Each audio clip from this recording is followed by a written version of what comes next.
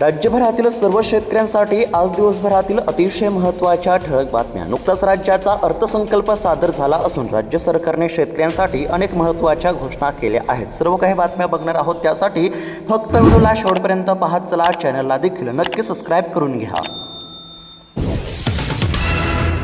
2 लाखापर्यंत शेतकरी कर्जमाफीची अर्थसंकल्पात घोषणा। मुख्यमंत्री देवेंद्र फडणवीस यांचा मोठा निर्णय। राज्यभरातील शेतकऱ्यांसाठी अतिशय महत्त्वाची बातमी समोर आली असून आता शेतकऱ्यांची 2 लाख रुपयांपर्यंत कर्जमाफी होणार।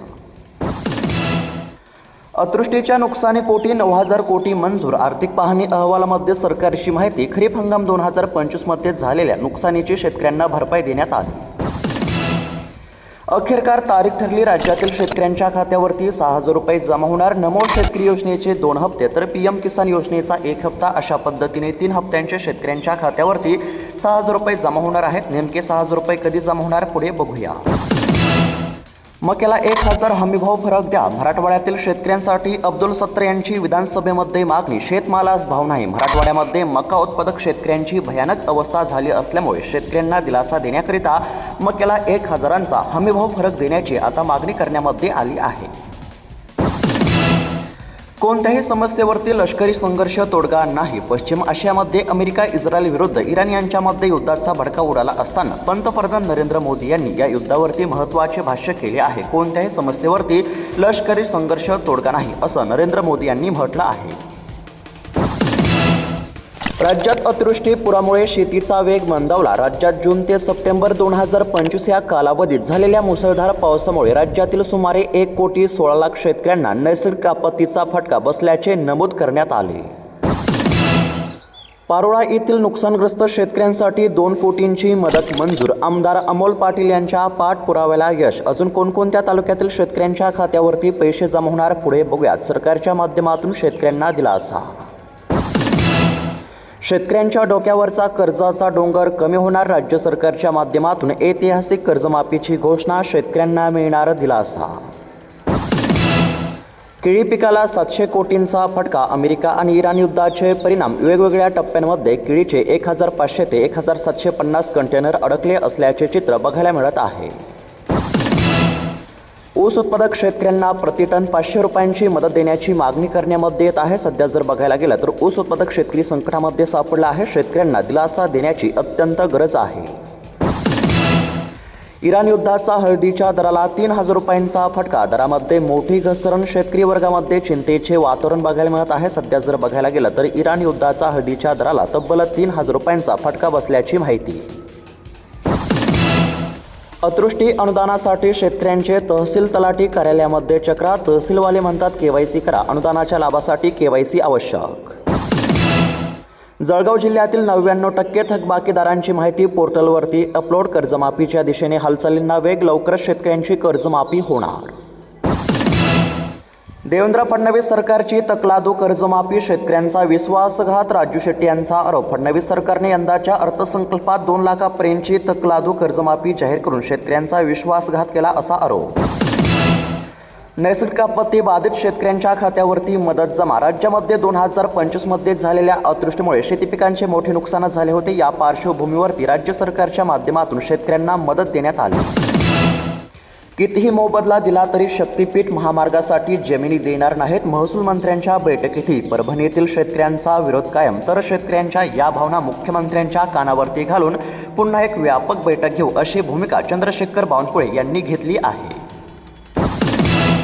आखातातील युद्ध ठरणार शेतकऱ्यांसाठी काळ। निर्यातीला ब्रेक लागल्याने कांद्याचे दर मातीमोल। सध्या जर बघायला गेलं तर कांदा उत्पादक शेतकरी आता आर्थिक संकटामध्ये सापडले असल्याचे चित्र। मोठी बातमी। मुख्यमंत्र्यांनी कर्जमाफीची घोषणा केली। अहिल्यादेवी होळकरांचे दिले नाव। लवकर शेतकऱ्यांची कर्जमाफी होणार। शेतकऱ्यांना दिलासा। मोठी बातमी। 8 ते 10 दिवसांमध्ये शेतकऱ्यांच्या खात्यावरती जमा होणार पीक विम्याची रक्कम। शेतकऱ्यांसाठी अतिशय महत्त्वाची बातमी समोर आली आहे। कृषी संचालक विनय कुमार आवटे यांनी दिली आहे माहिती। शेतकऱ्यांना दिलासा। शेतकऱ्यांना मार्गदर्शन करण्यासाठी महाविस्तार AI शेतीत होणार आधुनिक तंत्रज्ञानाचा वापर। फडणवीसांची मोठी घोषणा। सध्या जर बघायला गेलं तर अर्थसंकल्पात शेतकऱ्यांसाठी महत्त्वाची घोषणा। शेतकरी कर्जमाफीच्या घोषणेनंतर नियमित कर्जाची परतफेड करणाऱ्या शेतकऱ्यांना 50,000 रुपये देणार। कृषी मंत्र्यांची घोषणा। महत्त्वाची बातमी, ज्या शेतकऱ्यांचे पीक कर्ज 30 सप्टेंबर 2025 रोजी थकीत होते अशा पात्र शेतकऱ्यांची 2 लाख रुपयापर्यंत कर्जमाफी होणार. अतिवृष्टीची मदत अजून केंद्राकडून का आली नाही? विरोधकांचा सवाल. विधान परिषदेमध्ये गदारोळ. सध्या जर बघायला गेलं तर केंद्र सरकारकडून अद्याप देखील शेतकऱ्यांसाठी नुकसान भरपाईची रक्कम आली नाही.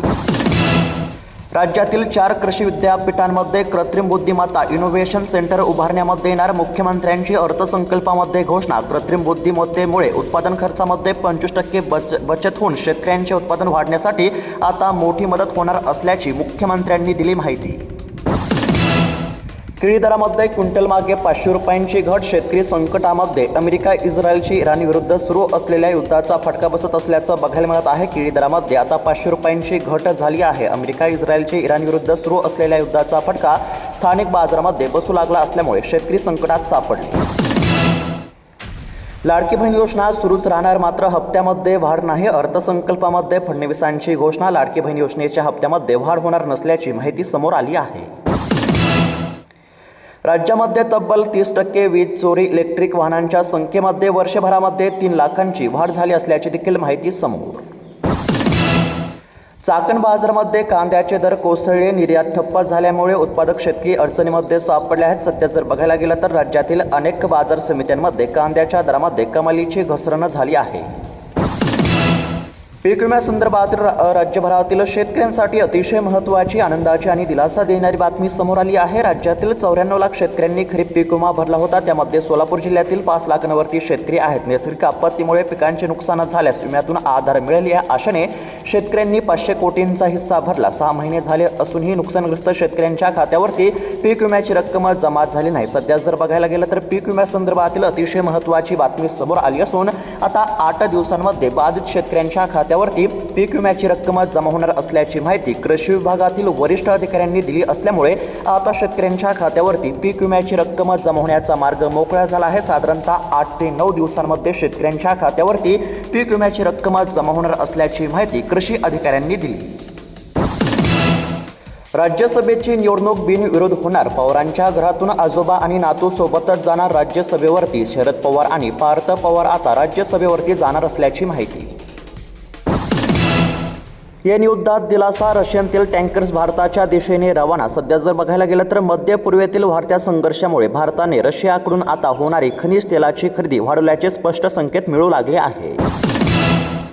सुनेत्रा पवारांना देखील घातपाताचा संशय. अजित पवार यांचा विमान दुर्घटनेमध्ये मृत्यू झाल्यानंतर हा अपघात नसून घातपात असल्याचा संशय रोहित पवार वारंवार व्यक्त करत होते. त्यातच आता सुनेत्रा पवार यांनी देखील घातपाताचा संशय व्यक्त केला असल्याची माहिती.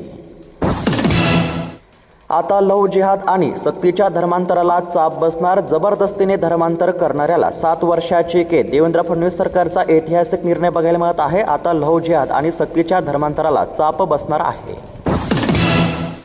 शेतकरी हितासाठी खत अनुदानातील डीबीटी प्रणाली सुधारावी. खासदार भास्कर भगरे यांनी केली मागणी. सध्या जर बघायला गेलं तर शेतकरी हितासाठी खत अनुदानातील डीबीटी प्रणाली सुधारण्यामध्ये यावी अशी मागणी करण्यात आली.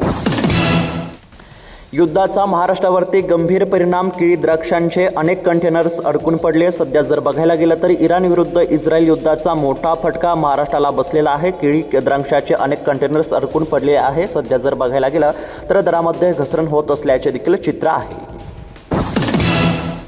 अजितदादांच्या अपघाताआधी बारामतीच्या विमानतळाची रेकी. स्थानिकांच्या माहितीच्या आधारे रोहित पवारांचा दावा. अजित पवार यांच्या विमान अपघाताला 1 महिना उलटल्यानंतर आलेल्या प्राथमिक अहवालामध्ये अतिशय मूलभूत चुका आहेत. या चुका जाणीवपूर्वक केल्या जात असल्याची देखील शक्यता आहे. महाराष्ट्रावरती उष्णतेच्या लाटेचे संकट. विदर्भामध्ये सर्वाधिक तापमानाची नोंद. महाराष्ट्रातील उष्णतेचा पारा वाढण्यास आता सुरुवात झाली आहे. सध्या जर बघायला गेलं तर आता राज्यामध्ये उष्ण आणि दमट हवामान राहण्याची शक्यता देखील वर्तवण्यामध्ये येत असून कमाल तापमानामध्ये लक्षणीय वाढ झाल्याचे देखील सध्या बघायला मिळत आहे. लाडकी बहीण योजनेमध्ये मोठी छाटणी. 60 लाख लाभार्थी कमी होणार. सध्या जर बघायला गेलं तर लाडकी बहीण योजनेसंदर्भातील अतिशय महत्त्वाची बातमी समोर आली आहे. निकषामध्ये न बसणाऱ्या आणि ज्या लाडक्या बहिणींनी ई-केवायसी केली नसेल, ई-केवायसी अपूर्ण असेल तर अशा बऱ्याच बहिणींचा हप्ता आता बंद करण्यामध्ये येत असल्याची माहिती समोर आली आहे. अजित पवारांच्या अपघाती मृत्यूची पारदर्शक चौकशी व्हावी. खासदार सुप्रिया सुळे यांनी मागणी केली आहे. अजित पवार यांच्या अपघाती मृत्यूची पारदर्शक चौकशीची मागणी करण्यात आली. युद्धामुळे महाराष्ट्रातील शेतकऱ्यांवरती संकट. आंबा, द्राक्ष, कांदा, केळी निर्यातीला कोटींचा फटका बसत आहे. सध्या जर बघायला गेलं तर शेतकरी देखील संकटामध्ये सापडले असून व्यापाऱ्यांसह शेतकऱ्यांचे मोठे नुकसान होत असल्याचे चित्र. विधिमंडळामध्ये घोषणा. 30 जूनपूर्वी होणार शेतकऱ्यांची कर्जमाफी. 2 लाख रुपयापर्यंत शेतकऱ्यांची कर्जमाफी होणार असल्याची माहिती राज्याचे मुख्यमंत्री देवेंद्र फडणवीस यांनी दिली आहे. कर्जमाफीच्या घोषणेनंतर आता शेतकऱ्यांना दिलासा मिळणार आहे. कर्जमाफीची घोषणा झाली असून साधारणतः 30 जूनपर्यंत शेतकऱ्यांची कर्जमाफी होणार. शेतकऱ्यांसाठी खुशखबर समोर आली आहे. शेतकऱ्यांच्या खात्यावरती आता पीक विम्याचे साधारणतः 2400 कोटी रुपये जमा होणार आहेत आणि त्याचबरोबर सन्मान निधीचे प्रत्येकी शेतकऱ्यांच्या खात्यावरती 6000 रुपये जमा होणार असल्याची माहिती समोर आली आहे. साधारणतः 8 ते 9 दिवसांमध्ये शेतकऱ्यांच्या खात्यावरती पीक विमा जमा होणार. तसेच आता याच महिन्यामध्ये शेतकऱ्यांच्या खात्यावरती नमो शेतकरी योजनेचा 8वा आणि 9वा हप्ता आणि PM किसान योजनेचा 22वा हप्ता जमा होणार आहे. म्हणजेच की या महिन्यामध्ये सरकारच्या माध्यमातून शेतकऱ्यांना चांगला दिलासा मिळण्याची शक्यता. कापूस शेतीमध्ये 40% खर्च मजुरीवरच. भारताची एकरी कापूस उत्पादकता जगाच्या इतर देशांच्या तुलनेमध्ये अत्यल्प आहे. त्यातच यांत्रिकीकरणाचा अभाव असल्यामुळे उत्पादकता खर्चांपैकी 40% खर्च हा निव्वळ मजुरीवरती होतो. 2031 नंतर राज्यामध्ये भीषण पाणी टंचाई. जल व्यवस्थापनाविषयक कार्यशाळेमध्ये अभ्यासकांचा इशारा बघायला मिळत आहे. जर नियोजन नाही केले तर 2031 पर्यंत राज्यामध्ये भीषण पाणी टंचाई होऊ शकते, असा आता इशारा अभ्यासकांनी दिला असल्याची माहिती समोर.